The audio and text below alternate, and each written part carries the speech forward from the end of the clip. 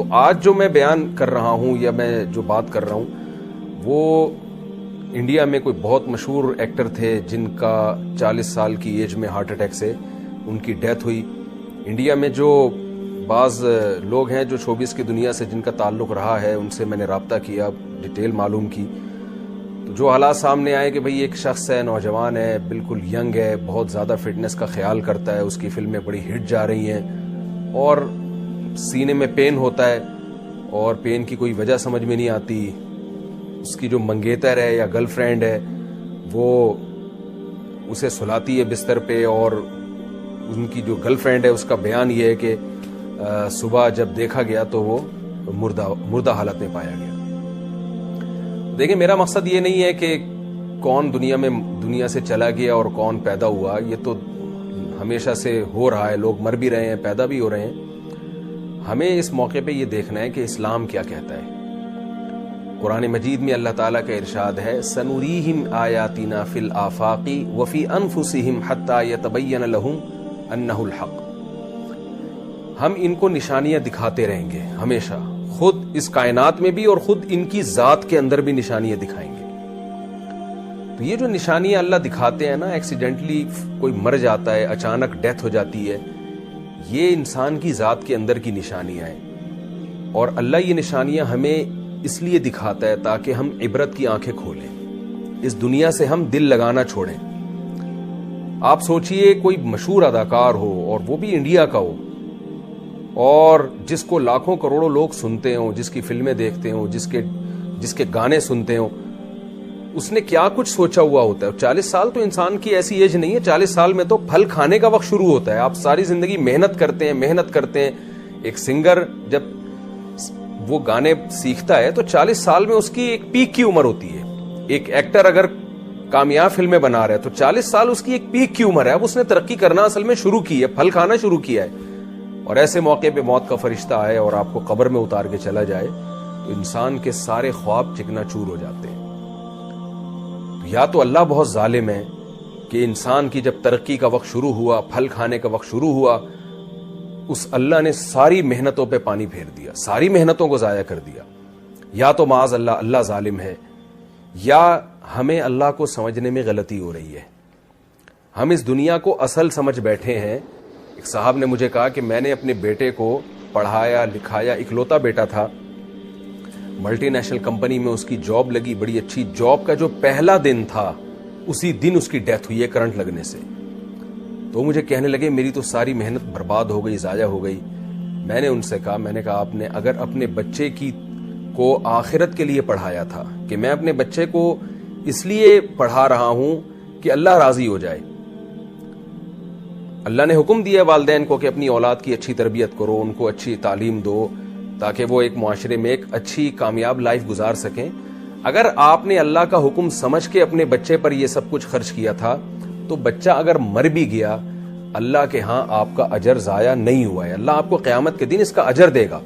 رسول اللہ صلی اللہ علیہ وسلم نے فرمایا, تم اپنی زوجہ کو جو کھلاتے ہو ایک لقمے پہ تمہیں اجر ملتا ہے. تو آپ اپنی اولاد کو, اپنے بیوی بچوں کو, اپنے ریلیٹیوز کو, جو بھی خدمت کر رہے ہیں آپ ان کی, اگر آپ اللہ کے لیے کر رہے ہیں تو اس پہ آپ کو اجر ملے گا. قرآن مجید میں اللہ تعالیٰ کا ارشاد ہے, انما نطعمکم لوجہ اللہ لا نرید منکم جزاء ولا شکورا, کہ ہمارے نیک لوگ جب غریبوں کو کھلاتے ہیں تو ان سے کہتے ہیں ہم تمہیں خوش کرنے کے لیے نہیں کھلا رہے, ہم تمہیں اس خدا کو خوش کرنے کے لیے کھلا رہے ہیں جس خدا نے ہمیں پیدا کیا, اور اس لیے نہیں کھلا رہے کہ تم ہمیں شکریہ ادا کرو. لا نرید منکم جزاء ولا شکورا, ہم تم سے اس کا بدلہ نہیں مانگتے, شکریہ تھینک یو بھی نہیں کہنا ہے تم نے, ہم تمہیں اس لیے کھلا رہے ہیں کہ کل ایک دن آئے گا قیامت کا جس دن ہمیں عدالت کے کٹہرے میں کھڑا ہونا ہے, اپنے اعمال کا اللہ کے سامنے حساب دینا ہے. اس دن ہم اپنا یہ عمل اللہ کے سامنے پیش کر سکتے ہیں کہ اللہ ہم نے بھوکوں کو کھلایا تھا. تو بڑی سے بڑی نیکی اگر اللہ کے لیے کی جائے تو موت کے بعد وہ محفوظ ہو جاتی ہے, موت کی وجہ سے وہ اجر آپ کا ضائع نہیں ہوتا. اور بڑے سے بڑا نیک کام اگر اللہ کے لیے نہیں کیا, آپ نے دنیا کے لیے کیا ہے, تو موت ان تمام کاموں پہ پانی پھیر دیتی ہے اور بتاتی ہے کہ جس کے لیے آپ نے کیا تھا وہ آپ کو قبر میں پھینک کے یا لکڑیوں میں جلا کے چلے جائیں گے, اور آگے کی منزل میں وہ آپ کے کام آنے والے نہیں ہیں. شوبز کی دنیا سے جو لوگ تعلق رکھتے ہیں ظاہر ہے وہ یہ سب کچھ اللہ کے لیے نہیں کر رہے ہوتے، کیونکہ دنیا کے کسی مذہب میں، نہ ہندو مذہب میں، نہ اسلام میں، نہ عیسائیت میں، نہ یہودیت میں، کسی مذہب میں بھی شوبز کی دنیا میں آج کل جو کچھ ہو رہا ہے اس کا کوئی حصہ نہیں ہے۔ آپ نے کبھی کسی ہندو سے نہیں سنا ہوگا، ہندو پنڈت سے، کہ وہ یہ کہہ رہا ہو کہ ناچ گانوں سے اور اس طرح فلمیں بنا کے، ڈرامے بنا کے معاشرے میں بے حیائی کو پروموٹ کرنے سے بھگوان خوش ہوتا ہے۔ کبھی کسی ہندو سے بھی نہیں سنا ہوگا، کبھی کسی عیسائی سے نہیں سنا ہوگا کہ اللہ خوش ہوتا ہے، خدا خوش ہوتا ہے ایسے کاموں سے، کبھی کسی مسلمان سے نہیں سنا ہوگا، مسلمان اسکالر سے نہیں سنا ہوگا، عالم سے نہیں سنا ہوگا کہ ناچ گانوں میں اور اس طرح جس طرح آج کل فلموں میں لڑکیاں اپنے آپ کو ایکسپوز کر رہی ہیں اور جس طرح جو کچھ بے ہودگی معاشرے میں ان فلموں کے ذریعے پھیلائی گئی ہے، ایک خاندانی نظام ہمارا پورا تباہ ہو کے رہ گیا۔ یہ سب کچھ سے اللہ راضی ہوتا ہے، کبھی کسی مسلم اسکالر سے آپ نے نہیں سنا ہوگا۔ ساری دنیا کے تمام مذاہب ایک بات پر متفق ہیں کہ خدا بے حیائی کو پسند نہیں کرتا۔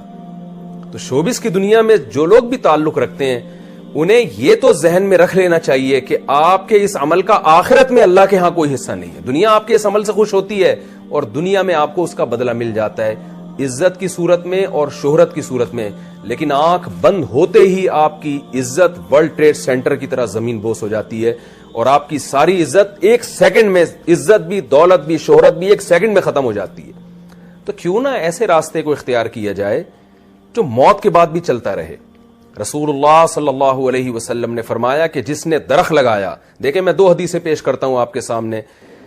ایک طرف حدیث میں آتا ہے ایک صحابی درخت لگا رہے تھے، آپ نے فرمایا یہ تو کئی سال کے بعد پھل دے گا، تمہیں کیا معلوم کہ تم اس وقت تک زندہ بھی رہو گے کہ نہیں رہو گے؟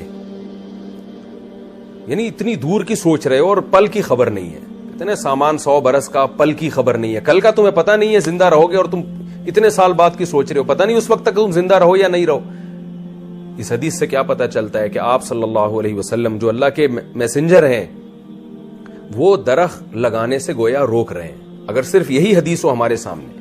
لیکن دوسری حدیث میں آتا ہے، صحیح مسلم، بخاری صحیح مسلم کی حدیث ہے، آپ صلی اللہ علیہ وسلم نے فرمایا جس نے درخت لگایا اور مر گیا، کوئی نقصان کی بات نہیں ہے، خود پھل بے شک نہ بھی کھائے، نبی نے فرمایا کہ اگر جب تک اس درخت سے پرندے اور جانور بھی فائدہ اٹھائیں گے، انسان تو دور کی بات، جب تک اس سے پرندے اور جانور فائدہ اٹھائیں گے، آپ صلی اللہ علیہ وسلم نے فرمایا درخت لگانے والے کو اس کا ثواب ملتا رہے گا۔ اب آپ دیکھیں ایک حدیث میں درخت سے روکا جا رہا ہے، ایک میں درخت لگانے کی ترغیب دی جا رہی ہے، فرق کیا ہے؟ نیتوں کا فرق ہے۔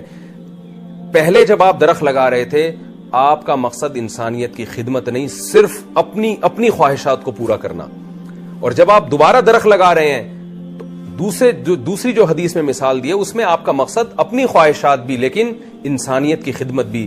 تو انسانیت کی خدمت اور وہ خدمت جس میں اللہ کو راضی کرنا مقصد ہے، اس خدمت میں اگر آپ مر بھی جاتے ہیں کوئی غم کی بات نہیں ہے، آپ کا وہ درخت قیامت تک آپ کو اجر پہنچاتا رہے گا۔ درخت ایک مثال ہے، درخت سے مراد کوئی بھی خیر کا کام۔ تو شوبز کی دنیا سے جو لوگ وابستہ ہیں، پہلی بات تو یہ، میں اپنے آپ کو کسی سے افضل نہیں سمجھتا، میں نہیں کہتا کہ جو فلمی دنیا سے وابستہ لوگ ہیں میں ان سے زیادہ بہتر ہوں اور وہ مجھ سے کمتر ہیں، یہ تو آخرت میں ہی پتہ چلے گا۔ اعمال کا مدار انسان کے خاتمے پر ہوتا ہے، آخر وقت اس کا کیسا گزرتا ہے، ہم میں سے کوئی کسی کے بارے میں دعوے نہیں کر سکتا، لیکن ان واقعات سے مجھے بھی عبرت حاصل کرنی چاہیے، آپ لوگوں کو بھی، کہ یہ دنیا ہے کہ کیسے ایک شخص ترقی کی انتہا کو پہنچتا ہے اور ابھی پھل کھانے کا وقت آتا ہے لیکن موت اسے پچھاڑ دیتی ہے، موت سے کوئی نہیں لڑ سکتا اور اسے قبر کے گڑھے میں اتار دیتی ہے، اسے لکڑیوں میں جلوا دیتی ہے اور اس کا سارا کیریئر 2 منٹ کے اندر زیرو ہو جاتا ہے۔ تو ایسے راستے کو ہمیں اختیار کرنا چاہیے کہ جس میں موت کے بعد بھی ہمارا سلسلہ چلتا رہے، وہ راستہ ہے جس سے خدا خوش ہوتا ہے۔ انسان تو دیکھیں زنا سے بھی خوش ہوتا ہے، انسان تو بدکاری سے، آپ چوری کر کے لا کے کسی کو پیسے دینا شروع کر دیں، جس کو آپ دیں گے وہ خوش ہوگا اس سے، لیکن برائی کو کبھی بھی معاشرے میں اس کی حوصلہ افزائی نہیں کی جا سکتی کہ لوگ اس سے خوش ہو رہے ہیں۔ آپ شراب کی دکانیں بند کر دیں، بہت سے لوگ ناراض ہوں گے آپ سے، لیکن خدا خوش ہوگا۔ تو ہمیں سب سے پہلے یہ دیکھنا ہے کہ خدا کن کاموں سے خوش ہوتا ہے، خدا کے کسی سے مفاد نہیں ہے، لہذا خدا انہی کاموں سے خوش ہوتا ہے جس میں انسانیت کا مفاد ہو۔ لوگ کہتے ہیں نا کہ اسمبلیوں میں بیٹھے ہوئے لوگ شراب کو اللیگل کیوں قرار نہیں دیتے، بھائی وہ کیسے اللیگل قرار دیں گے جو خود شراب پی رہے ہوں؟ انسان جب قانون بناتا ہے اپنے مفاد کو دیکھ کے بناتا ہے کہ میرے مجھ پر زد نہ پڑے.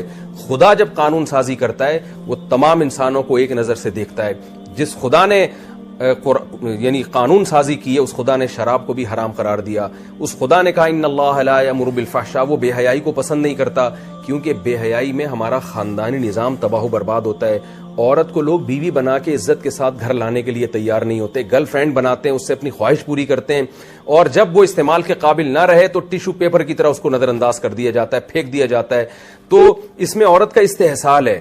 اور جب بے حیائی معاشرے میں نہیں ہوتی تو مرد عورت کو عزت کے ساتھ بیوی بنا کے لے کر آتا ہے، اس کے حقوق ادا کرتا ہے. شوبز کی دنیا سے جو وابستہ لوگ ہیں اور جس طرح سے ہمارے معاشرے میں ڈراموں اور فلموں کو فروغ دیا جا رہا ہے، اس سے معاشرے میں بے حیائی پھیل رہی ہے، اس سے معاشرے میں خیر نہیں پھیل رہی، اس سے فیملی سسٹم، خاندانی نظام تباہ و برباد ہو رہا ہے. تو اس لیے خاص طور پر شوبز کی دنیا سے وابستہ لوگ، ان کو عبرت حاصل کرنی چاہیے ان واقعات سے. کہ اب آپ بتائیے، ایک آدمی نے اپنی فٹنس کا بے انتہا خیال کیا. میں نے جو انڈیا میں بعض جن سے میری سلام دعا ہے، شوبز کی دنیا سے وابستہ رہے ہیں وہ لوگ، ان سے میں نے پوچھا، انہوں نے بتایا کہ یہ روزانہ ایکسرسائز کیا کرتے تھے بہت زیادہ، یعنی ایک مثالی ان کی جو فٹنس تھی ایک مثالی تھی. کہیں سے بھی کوئی دور دور سے بھی یہ نہیں کہہ سکتا تھا کہ یہ شخص کوئی ہارٹ پیشنٹ ہو سکتا ہے. لیکن دیکھیں کیسے موت نے آ کے پنجے گاڑے ہیں اور سنبھلنے کا موقع نہیں دیا، اور کیسے موت نے جو ہے پچھاڑا ہے. کوئی بھی نہیں لڑ سکتا موت سے. یہ باتیں ہوتی ہیں کہ میں زندگی سے، میں موت سے لڑ رہا ہوں اور میں یوں کر لوں گا، میں یوں کر لوں گا. ہم سب اللہ کے ہاتھ میں غلام ہیں. ہماری باڈی پہ ہماری مرضی نہیں چلتی، اس خدا کی مرضی چلے گی جس نے ہمیں بنایا اور پیدا کرتے ہی ماں کی چھاتیوں میں دودھ پیدا کر کے بتا دیا کہ جو پیدا کرنے والا ہے وہ غافل نہیں ہے. یہ سارے کام آٹومیٹک نہیں ہو رہے، ایک کوئی اتفاق سے نہیں ہو رہے ہیں. ادھر بچہ پیدا ہوتا ہے، ادھر ماں کی چھاتیوں میں دودھ آتا ہے. یہ اس کی علامت ہے. دیکھیں پہلے ماں روٹی کھا رہی ہے، کچھ نہیں بن رہا، خون بن رہا ہے. جیسے ہی بچہ پیدا ہوا روٹی کھانے سے دودھ بننا شروع ہو گیا. تو یہ اس کی علامت ہے کوئی ہے پیدا کرنے والا، وہ غافل نہیں ہے تم سے.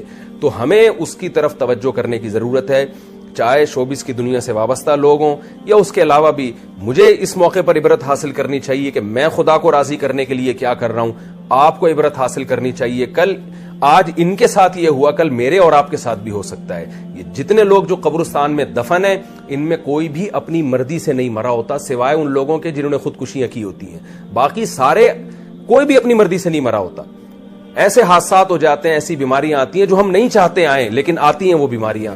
اور ہمیں فطرت یہ بتا رہی ہوتی ہے کہ تم پر تمہاری مرضی نہیں چلتی، بنانے والے کی مرضی چلتی ہے. خوش قسمتی کی بات یہ ہے کہ اس بے وفا دنیا سے دوستی نہ لگائی جائے. دوستی اسی خدا سے لگائی جائے جس نے ہمیں بنایا ہے، اور پھر اس کو راضی کرنے کے لیے کام کیے جائیں. اللہ تعالیٰ سے دعا ہے کہ اللہ یہ اور اس جیسے واقعات جو ماضی میں ہوتے رہے ہیں اور آئندہ بھی ہوتے رہیں گے، ان واقعات سے ہمیں عبرت حاصل کرنے کی توفیق عطا فرمائے. ورنہ آج ایک آدمی دنیا سے گیا ہے، کل ہم بھی جا سکتے ہیں. اور قرآن کہتا ہے کہ وَلَن يُؤَخِّرَ اللَّهُ نَفْسًا إِذَا جَاءَ أَجَلُهَا. تم نیک اعمال کی طرف آ جاؤ، جب موت کا وقت آئے گا تو ایڑیاں رگڑو گے اور تم یہ چاہو گے کہ زمین کے برابر دولت میں خدا کو دے کے اپنی جان چھڑا لوں اس موت سے. اللہ فرماتے ہیں اللہ اس کو قبول نہیں کرے گا. موت سے پہلے پہلے اللہ کا دروازہ کھلا ہوا ہے، موت کے بعد ہمیں مہلت نہیں ملے گی. اللہ تعالی ہمیں سمجھنے کی، عمل کی توفیق عطا فرمائے.